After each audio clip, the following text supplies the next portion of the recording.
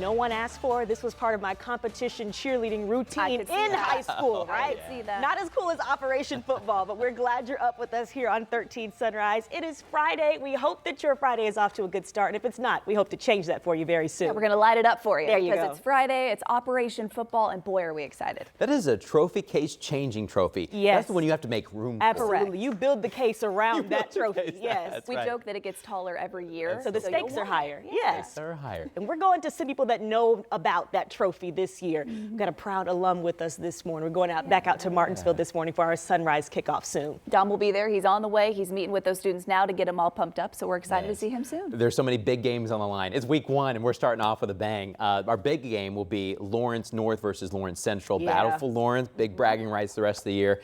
And you can't beat the forecast. Yeah. Great. Yes, it feels There's like no it's excuses for either team. The forecast is in your favor. You can't say the weather impacted me and got us. Anyways, it looks really nice out there. You're going to love your forecast for today. Now this morning, it is a cool start. In fact, we have a mix of 50s and 60s out there. You may want the warm cup of coffee rather than the iced coffee this morning.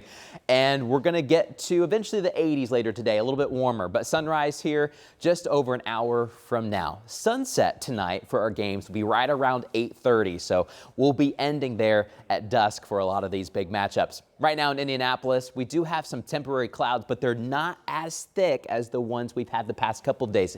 In fact, if you look really closely, there are these tiny little breaks. It will be somewhat of a gray start this morning for some, but we'll have partly cloudy skies, I think. Right now in Indianapolis, we're sitting at 66 degrees. It is a nice, comfortable start out there this morning. The humidity's low, and we still have a very light north wind. You get outside of Indianapolis, though, especially to the north, we have some 50s out there this morning. It's 59 in Muncie, Monticello 58, not bad for Frankfort and Lebanon. We're sitting in the mid and upper 50s, 53 in Crawfordsville, where we do have some patchy fog right by the airport right now, 66 in Noblesville, 64 in Greenfield, 62 in Martinsville, and then farther to the south, Seymour Owls 66, and Bedford, we're sitting at 69. Coming up, we're going to be talking about the nice weather today, when you'll have clouds and when you'll have some sun. We're taking a close look at that infrared satellite, and we'll have more of that coming up. But in the meantime, let's talk traffic this morning. It is 6:02. The one place that we have some problems that you need to know about is Greenfield. They're at the exit with I-70. All the eastbound ramps on or off the interstate are closed right now. So this is what it looks like looking eastbound as you're trying to head towards Newcastle and Richmond. You can't use this exit ramp or this entrance ramp right now. You'll have to use US 40, go all the way down to Knightstown, and then hop back up on the interstate. All the ramps in the westbound direction are moving fine. This is a live look along I-465 there at US 421. You go too far north, you're ending up in Zionsville country. The Eagles will be taking on the Pike Red Devils later tonight. Good luck to all the athletes. All right, thank you, Matt.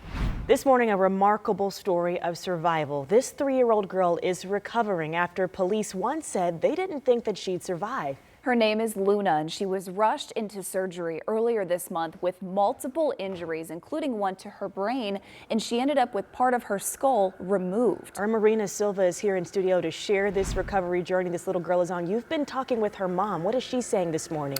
I have. Well, this morning, a now 4-year-old girl is waking up at Riley Hospital for the second week after court documents detailed the alleged abuse.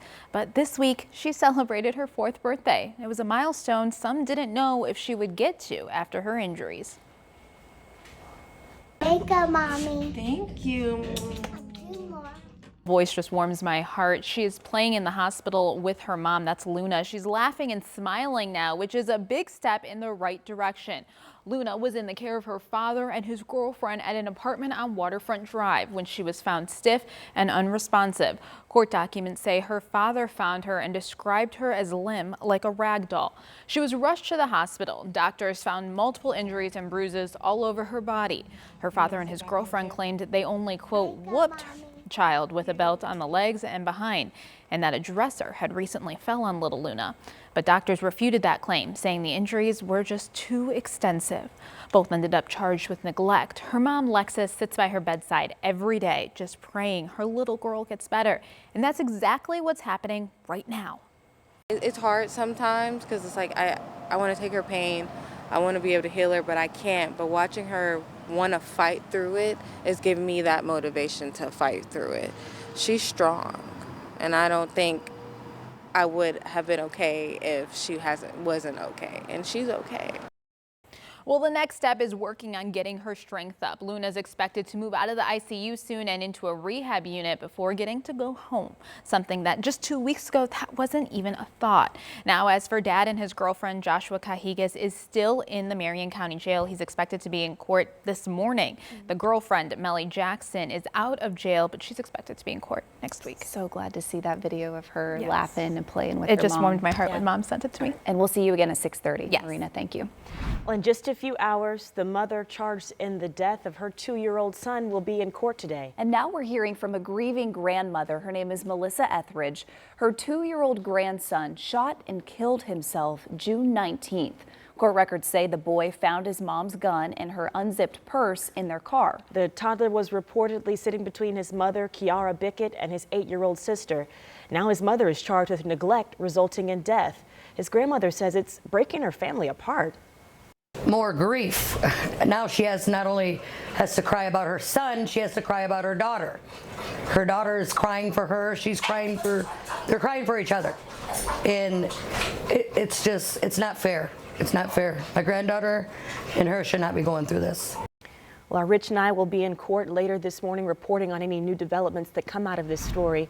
But in a separate case, equally as tragic, an Indianapolis father, Leonte Anderson, is facing the same neglect charge in the shooting death of his 2-year-old daughter in July. Police believe that girl found her father's loaded gun on top of a shoe rack. 13 News talked to 2 women at that house who didn't want to go on camera. One of them says that she's that little girl's grandmother, calling it a sad situation, and said that she expects Anderson to turn himself in soon. Your time is 6:06. Right now, we are working to find out details of what led to a shooting in Martinsville. So far, we know at least one person is in custody. I want to show you a map of where this happened yesterday afternoon. It was at a home in the area of South Home Avenue and East South Street. That's near I-69 and not far from Martinsville High School. We did reach out to see if anyone was hurt or if they've made any arrests. We know at least one person is in custody. We'll pass along any new information as soon as we learn more. Well, a woman is awaiting sentencing after a jury convicted her in connection with a deadly shooting in Broad Ripple. Police say June of 2023 is when Kara Hines shot 4 people in Broad Ripple, killing 3 of them. Her attorneys claim self-defense, but prosecutors say that's not the case. Hines is facing 45 to 65 years in prison for each count of murder, and she's also facing 1 to 6 years in prison for reckless homicide charges. A judge will sentence her next month. We're hearing from AES customers about a potential price hike that could add more than $20 a month on your bill. The Indiana Utility Regulatory Commission is hosting those hearings. They had the second one. There are 4 in all. This one was at the public one at Southeast Community Services on that proposed rate increase.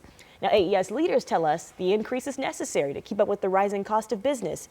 But AES customers, some say that all these price increases back to back are getting to be too much. One customer, Olivia Rivera, says they want to hear from the public. We want to make sure that the public feels that they can participate, and our office needs comments in order to file them as evidence in the case. Our office represents the public, and we need to hear from members of the public. Actually, Olivia is a member of the regulatory committee that has to sign off on that proposal. The deadline is early next year. If you miss the first 2 meetings, there are 2 more chances to speak out. One is on Monday and one is on Wednesday.